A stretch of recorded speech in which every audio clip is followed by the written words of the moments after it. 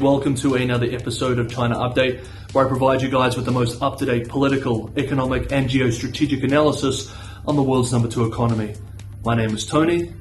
Let's jump in. Okay, happy Saturday everybody. I hope you're enjoying your weekend. Just a brief update before we move into the main stories for today's video. Today, Saturday, Chinese fintech giant Ant Group announced that it has overhauled its shareholding structure, diluting the voting power of founder Jack Ma. Ma will end in acting in concert part with Ant's current chairman Eric Jing. In its statement, Ant Group, China's largest fintech company, said the move will make the company, quote, transparent and diversified, end quote. And analysts believe that this move was necessary to open the way for its much-anticipated initial public offering, IPO. We remember that Ant Group has been feeling the pain these last few years, partly due to the regulatory storm disrupting the Chinese tech sector generally, but also partly due to Jack Ma's outspoken style getting him in trouble with Beijing. It is believed that the latter is the reason for the November 2020 postponement of Ant's $40 billion stock sale in Shanghai and Hong Kong. The company said today that after the restructuring, major shareholders of Ant, quote, will independently exercise their voting rights. No shareholder will, alone or jointly with another shareholder, have the power to control the outcome of Ant's general meetings or nominate the majority of Ant's board of directors. End quote. Okay, now for the main developments. And first up, resource security looks to be a policy priority for Beijing this year. Late this week, state-run Xinhua ran a special interview with the Minister of Natural Resources, Wang Guanghua, about, quote, priority tasks for the country to further enhance resource utilization effectively and unleash development vitality. End quote. Analysts agree that these statements are important signals about upcoming policy moves, but the specifics are still being debated. Quote, he spoke about the need to protect farmland and work towards the carbon peaking and neutrality goals, but his comments on ensuring the security of domestic mineral resources has gotten the most attention, and especially, on the other hand, we should plan ahead to ensure the security of domestic resources under special circumstances. What might he mean by special circumstances? In the interview, Wang expressed that China will expand domestic prospecting and build strategic reserves to secure supplies of energy and key strategic minerals. China, the world's biggest metals consumer, will also implement projects to strengthen strategic resources and ensure long-term supply security, according to Wang, without elaborating. We remember that prices of global commodities, including iron ore, oil, and copper, spiked last year following Russia's invasion of Ukraine. This has posed increased risks to supply security for China. We've also been following the power supply issues China has been experiencing over the last 48 months, especially with coal and oil. Indeed, some parts of China are experiencing these issues right now. Chinese financial media outlet Caixin reported yesterday, for example, that rural residents in North China's Hebei province have experienced gas shortages this winter, quote, that have left them without enough of the fuel to adequately heat their homes and cook amid sub-zero temperatures, as local distributors failed to secure enough cheap gas from upstream suppliers, end quote.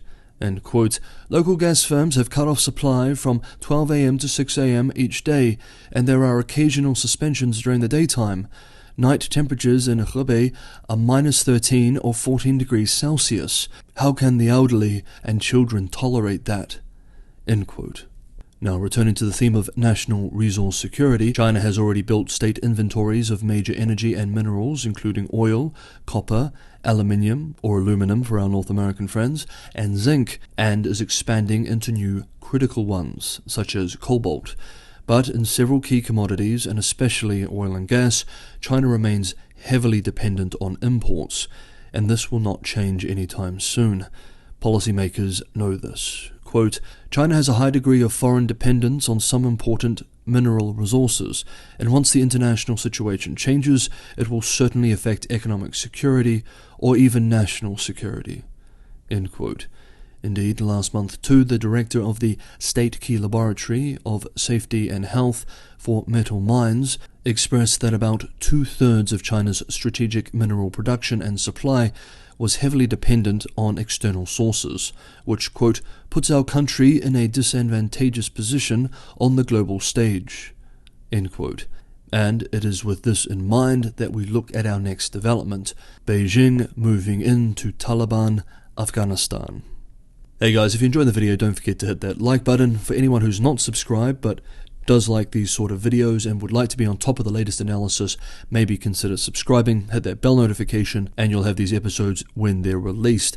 And as always, anyone who can go that extra mile and help me keep this channel sustainable, be part of the community that allows me to produce these videos for free on YouTube every day, Patreon and Buy Me a Coffee links are in the description below. As always, thank you so much everybody for the ongoing support. On Thursday, Afghanistan's Taliban-led government signed its first international contract. The contract was with China's Xinjiang Central Asia Petroleum and Gas Co. Limited, a large Chinese SOE. The agreement, which was signed in front of the Chinese ambassador to Afghanistan, is for the extraction of oil from the northern Amur Darya basin, which is estimated to hold more than 80 billion barrels of crude oil.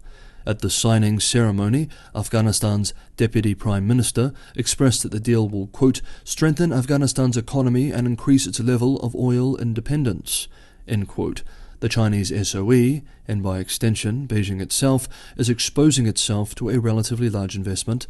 Under the deal, the company will invest as much as $150 million per year, which will increase to $540 million in 3 years' time for the 25-year contract. With the agreement, Chinese capital and workers will begin moving into the long unstable region. The Afghanistan government will earn a 15% royalty fee, and daily oil extraction will begin at 1,000 tons and gradually increase to 20,000 tons. The cash-strapped Taliban-led government has been inviting international companies to invest in the country's natural resources, including copper and lithium deposits, estimated to be worth more than $1 trillion. But so far, the Chinese are the first to bite.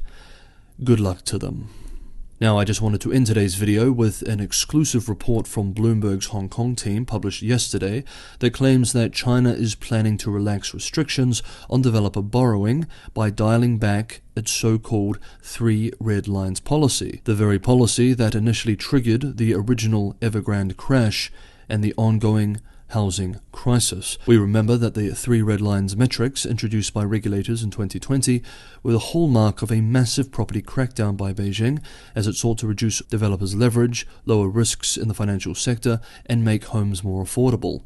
Bloomberg reports, citing sources, that Beijing may allow some property firms to add more leverage by easing borrowing caps and push back the grace period for meeting debt targets set by the policy. The deadline could be extended by at least 6 months from the original June 30th date. The easing would mark the most dramatic shift in China's real estate policy to date. Quote, this is a signal from the top regulators in an attempt to help restore market confidence in the real estate sector and create a positive feedback loop between the home buyers, developers, and the physical market.